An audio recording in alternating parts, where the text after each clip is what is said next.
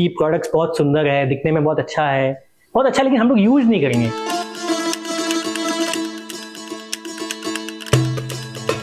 तो फिर 3 साल बाद फिर हम लोग कहना चाहिए फ्रस्ट्रेट हो गए या परेशान हो गए। जब हमने शुरू किया हमको लगा कि लोग बहुत ही इमोशनल है अपने घर के लिए। कई बार जब हम लोग लोगों को बताते हैं कि ये पेपर है, वो लगता है आप तो पेड़ काट रहे हो। देखिए नंदिता जी, सस्ता है ना बड़ा ही वैसा शब्द है, बहुत ही सब्जेक्टिव है। और राजस्थान में तो आई रहे हो कि सालों साल जो आगे वाली पीढ़ियां ने भी वही घर में रहना है। तो मैं कहूँ शार्क टैंक का एक्सपीरियंस बहुत ही अच्छा मुझे कहे, 20 साल जानता हूँ 20 साल। तो 20 साल में था मारवाड़ी नहीं सिखा पाया। नहीं 20 साल मैं पंजाबी सीख गया। पंजाबी सीखे तो मारवाड़ी क्यों नहीं सीखे? मैं पंजाबी। खमा गणिसा, राम राम। स्वागत है आप लोग झलको मीडिया पर। मैं नंदिता आपके साथ, और आज हमारे साथ मौजूद है दो आर्किटेक्ट, अभिमन्यु जी और शिल्पी जी। पहले तो आप दोनों बहुत बहुत स्वागत है झलको पर। धन्यवाद।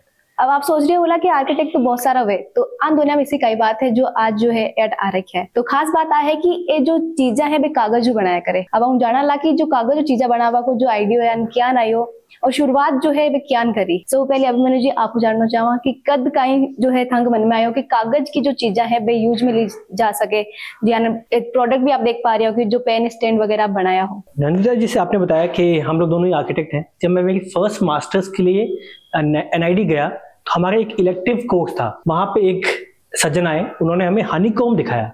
बड़ा ही अचंभित हुआ कि कैसे एक पेपर का स्ट्रक्चर इतना स्ट्रेंथ ले सकता है। तो क्योंकि पेशे से आर्किटेक्ट था तो सबसे पहले दिमाग में आया कि ये पैकेजिंग मटेरियल है, लेकिन क्या इस पैकेजिंग मटेरियल को किसी और तरीके से यूज किया जा सकता है क्या? और रिसाइकल्ड पेपर है तो बड़ा ही मुझे एक्साइटमेंट हुआ।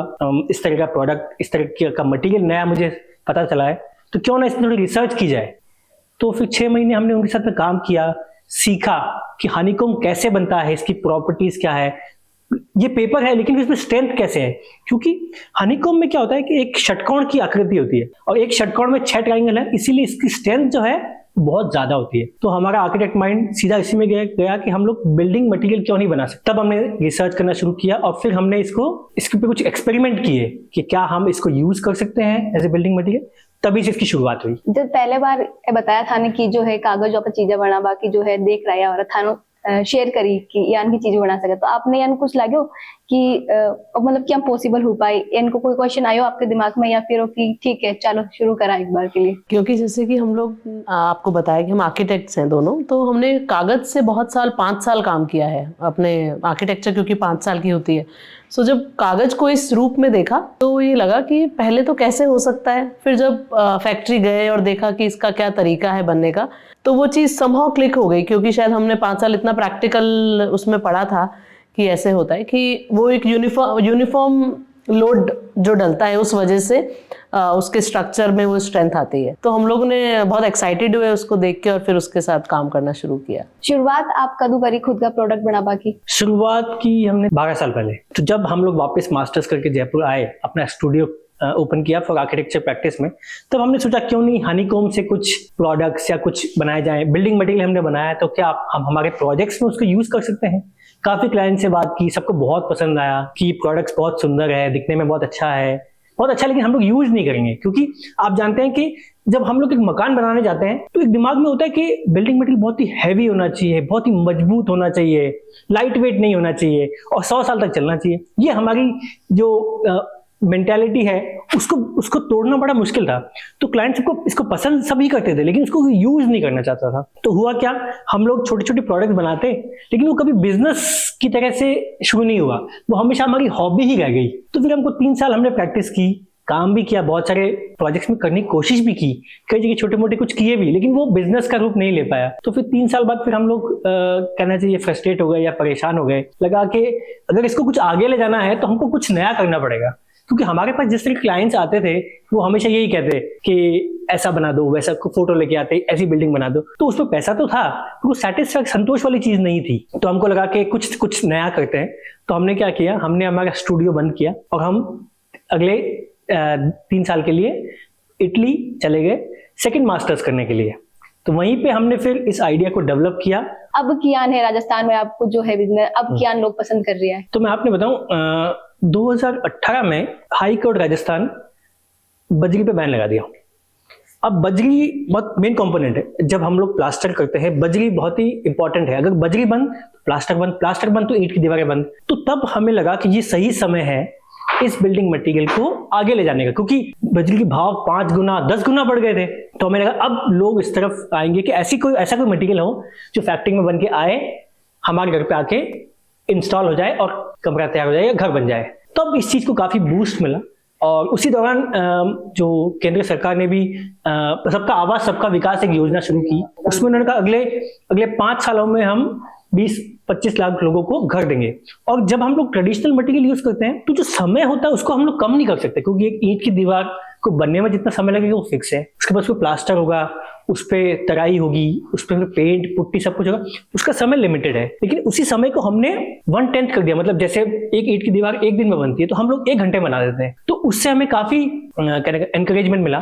फिर हमें मौका मिला माननीय प्रधानमंत्री जी को ये अपना इनोवेशन दिखाने का। 2019 में हम लोग 5 स्टार्टअप्स को उन्होंने इनवाइट किया और मैंने माननीय मोदी जी को ये आइडिया दिखाया, उन्हें भी काफी पसंद आया। उसके बाद लोगों में एक्सेप्टेंस आई कि हाँ ऐसा कुछ किया जा सकता है। तो अब लोग जो है आपको पूछ बनावे कि मजबूती पर विश्वास कर सके अब कागज की पर। जब हमने शुरू किया हमको लगा कि लोग बहुत ही इमोशनल है अपने घर के लिए, तो क्यों नहीं हम लोग घर बनाने से पहले कुछ ऐसा करें कि लोगों को इस पर थोड़ा कॉन्फिडेंस आ जाए। तो हमने 2018 में शुरू किया स्टार्टअप। 2019 में हमने इसको लॉन्च किया। लॉन्च करने के थोड़े समय बाद ही कोविड हो गया और कंस्ट्रक्शन एक्टिविटी सब बंद, क्योंकि कोविड में लॉकडाउन था। तब हमको लगा कि क्या जब हम इससे दीवारें बना सकते हैं तो क्या हम कोविड पेशेंट के लिए बेड नहीं बना सकते, क्योंकि हमारे पास और कुछ काम ही नहीं था, सिर्फ हनीकॉम्ब था और हम थे। तो आपने देखा होगा हॉस्पिटल बेड बहुत ही मेटल के बेड होते हैं, बहुत ही हैवी होते हैं, बट उस समय इतने लोग बेड की अनअवेलेबिलिटी की वजह से अपनी जान गंवा गए। तो हमको लगा हमें कुछ तो करना चाहिए। तो हम लोग भाग्यशाली रहे कि हमें ये इनोवेशन गवर्नमेंट को प्रेजेंट करने का मौका मिला और उन्होंने हमको कहा कि आप RUHS में एक हम कोविड सेंटर बना रहे हैं, आप लगा सकते हैं क्या। वहां हमने इमीडिएटली 1 हफ्ते में 100 बेड लगाए और एकदम से वो आइडिया हिट हो गया। तब हमें समझ में आया कि जब लोगों ने बेड्स देखे सिर्फ कागज से पलंग बन सकता है तो दीवारें क्यों नहीं बन सकती। तो ये बहुत ही मैं कहूंगा कि कोविड के समय हमें एक नया आइडिया आया। अब उसी दौरान जब हमने बेड बनाया तब हमें समझ में आया कि क्यों नहीं बिल्डिंग मटेरियल के अलावा हम छोटे प्रोडक्ट्स जब पलंग बना सकते, तो हमने फिर एक नई रेंज स्टार्ट की, नया ब्रांड स्टार्ट किया जो कि सिर्फ फर्नीचर और प्रोडक्ट्स में डील करता है। तो अब हमारे पास 2 कंपनी है। हमारे कोविड लोग माओ कि कोविड बुरो समय नहीं हो। हिंदी में कहावत है कि आवश्यकता आविष्कार की जननी है। तो बस उसी समय हमको वो समझ में आई कि हाँ भाई उस समय आवश्यकता थी और हमने कुछ आविष्कार किया आगे चलने। और एक चीज और ऐड करना चाहूंगी, जब ये बता रहे थे कि वो जब बंद हुई तब प्रधानमंत्री आवास योजना भी एक योजना उन्होंने निकाली थी जिसमें हाउसिंग फॉर ऑल करके स्कीम थी 2030 तक। हाउसिंग फॉर ऑल करके, हाँ अब वो आई थिंक एक्सटेंड हो गई है, बट वो भी एक ड्राइविंग फैक्टर था इसके पीछे।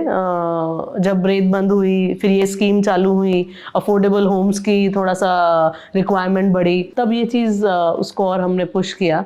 और जैसे आप पेपर बोल रहे हैं, वो है पेपर हनीकॉम्ब, अगर हम उसको बोले वो स्ट्रेंथ के लिए, एक दीवार की फॉर्म बनाने के लिए है, लेकिन वो एक कंपोजिट मटेरियल है। मतलब उसके हमको दीवार बनाने से ज्यादा हमें अब over the period of time हमें लगा कि अवेयरनेस जरूरी है। ज्यादा दिक्कत की माइक कागज दीवार बनावा आवे या फिर ईंट भाटाऊं।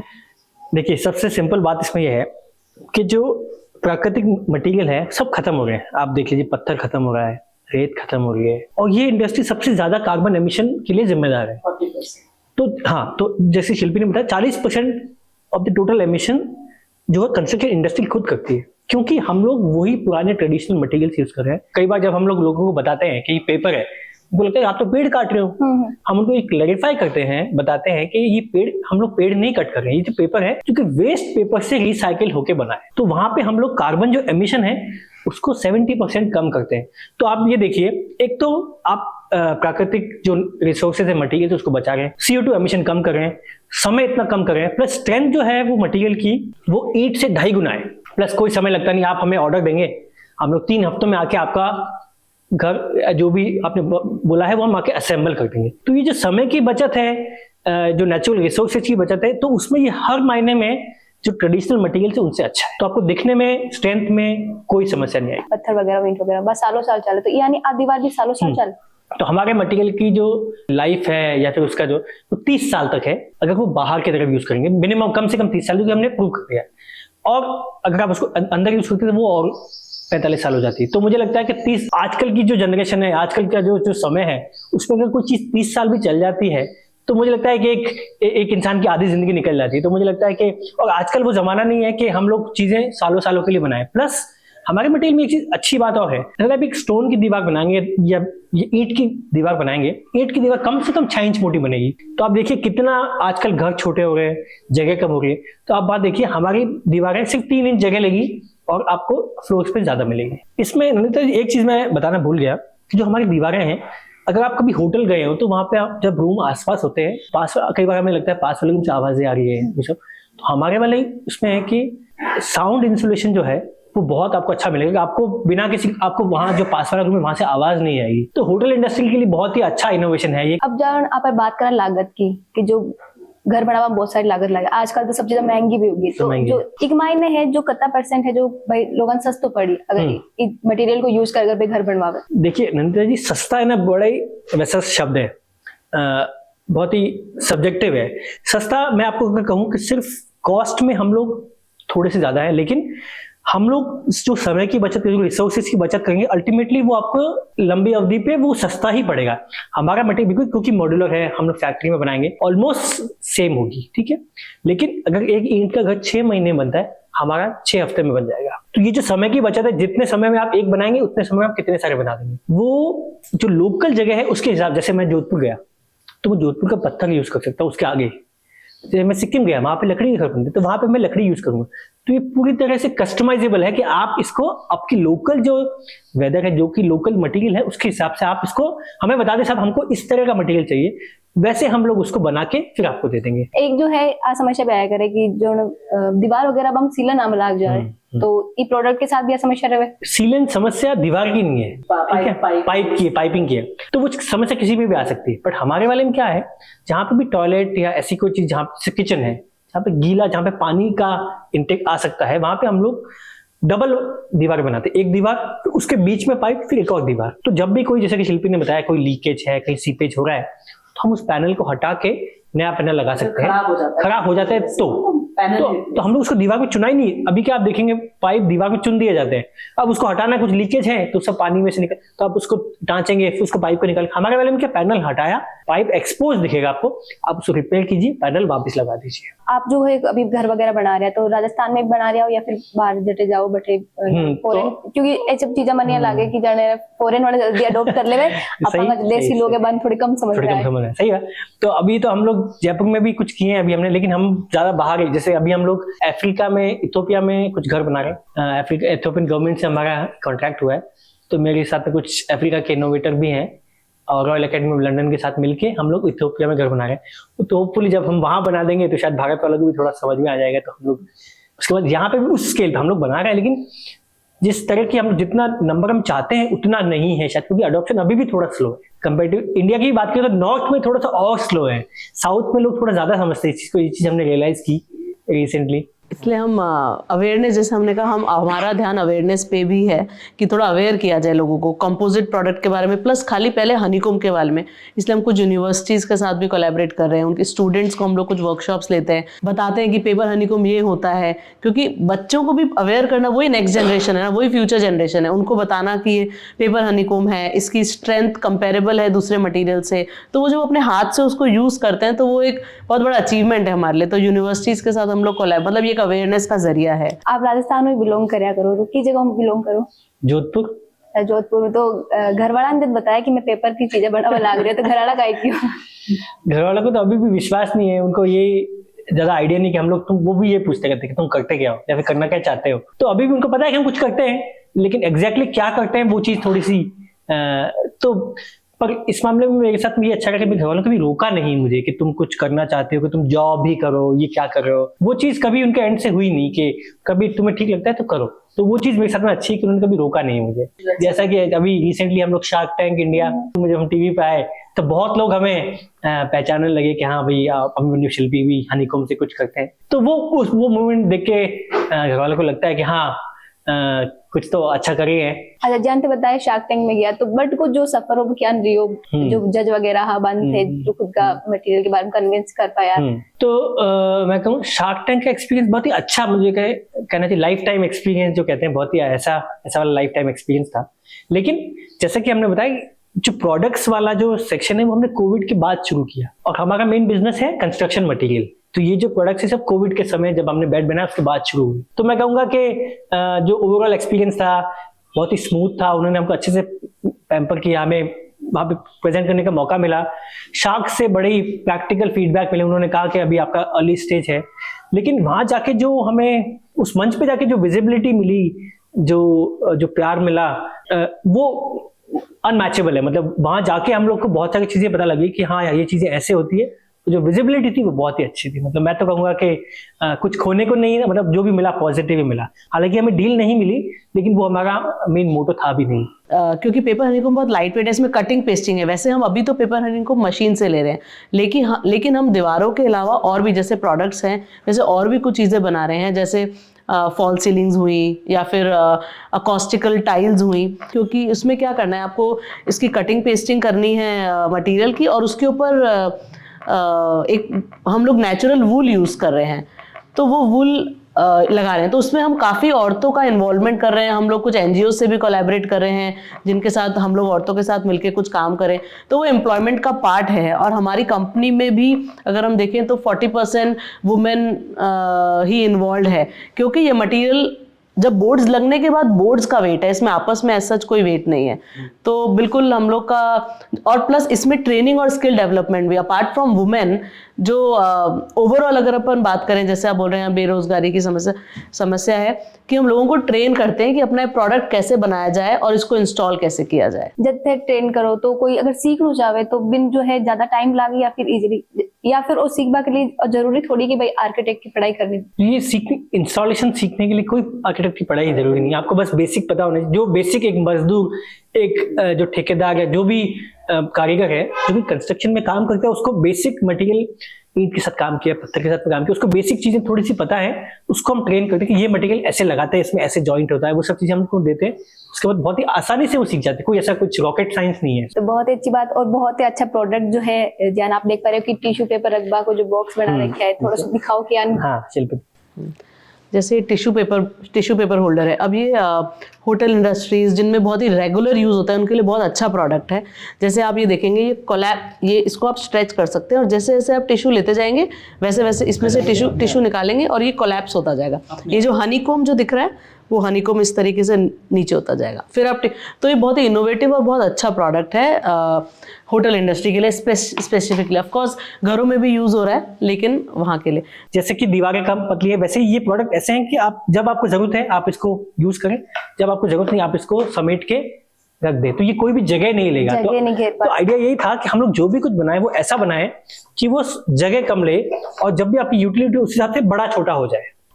30 साल जो थे उम्र बताई कि 30 साल तक जो है थे प्रूव भी करे चीज में। 30 साल के बाद में जो है कि चीज वापस रीयूज हो सके। जैसे कि हमने बताया कि अगर पैनल खराब हो गया है, उस पर कुछ क्रैक कुछ भी है, हम उस पैनल को निकाल देंगे, उसको रिसाइकिल करेंगे वापस, और हम आप आके नया पैनल लगा देंगे। कंप्लीटली रिसाइकिल करेंगे, क्रश करके पेपर भी रिसाइकिल हो जाएगा, ऊपर का मटेरियल भी क्रश होकर पूरा रिसाइकिल हो जाएगा। लेकिन एक हमें भी फीडबैक मिला एक स्टडी से कि जैसे राजस्थान की अगर अपन बात करें, कि राजस्थान में लोग थोड़ा सा ट्रेडिशनल माइंडसेट के हैं वैसे देखा जाए तो। चाहे अपन घर बनाए तो ईंट पत्थर का घर हो, कोई प्रोडक्ट या फर्नीचर ले तो अच्छा सॉलिड लकड़ी का हो, मेटल का हो। लेकिन अब जो नया रिसर्च कर रही है, उसमें जो बच्चे अब उन लोगों के जो बच्चे बाहर पढ़ के आ रहे हैं या थोड़ा सा हायर एजुकेशन ले रहे हैं, तो वो चीज़ जो माइंडसेट है वो ओपन हो रहा है। अब जो नई जनरेशन आ रही है, तो हम ये एक्सपेक्ट कर रहे हैं कि वो जो नई जनरेशन आ रही है वो इसको एक्सेप्ट करेगी। और जैसे दिल्ली, बॉम्बे, बैंगलोर बड़ी सिटीज़ हैं, लोग एक्सेप्ट करते हैं नई चीज़ों को, यहाँ पे भी वो एक्सेप्टेंस आएगी। हो सकता है थोड़ा सा जैसे हम लोग स्ट्रगल करें, हो सकता है वो स्ट्रगल कुछ और टाइम चले, लेकिन क्योंकि हम उस पर फोकस्ड हैं तो हम वो चीज़ करते रहेंगे। एक्सेप्टेंस आई होप वो चीज आ जाएगी बहुत जल्दी। अभिमन्यु जी थे जोधपुर ताल्लुक रखो तो थान मारवाड़ी तो आती हुई बेसिकली, भले ही थे जो बाहर फॉरेन कंट्रीज में जाओ हिंदी इंग्लिश में ही बात करो, पर कुछ जो शब्द है मैं थाने पूछना चाहूँ मैं थे। पावना कहीं वे गेस्ट। अच्छा, और टिंगर बच्चे। हाँ टाबा टिंगर टाबर टिंगर और बताओ ऊंदरो आई वे चुहा। अच्छा शिल्पी जी कौन यहाँ ली क्योंकि ए जो शिल्पी जी राजस्थान में मुझे लोग बहुत करे। बहुत डाउट है शिल्पी जी को कुछ जवाब दे पाएंगे, लेकिन फिर भी कुछ वैसे मैं पंजाबी हूँ और हूँ राजस्थान से ही, लेकिन हमेशा हमने या तो घर पे थोड़ी बहुत मम्मी पापा ने पंजाबी में बात करी या फिर हम लोगों ने हमेशा ऐसे हिंदी या इंग्लिश में ही बात करी। तो आपकी लव मैरिज है तो कितना साल होगा?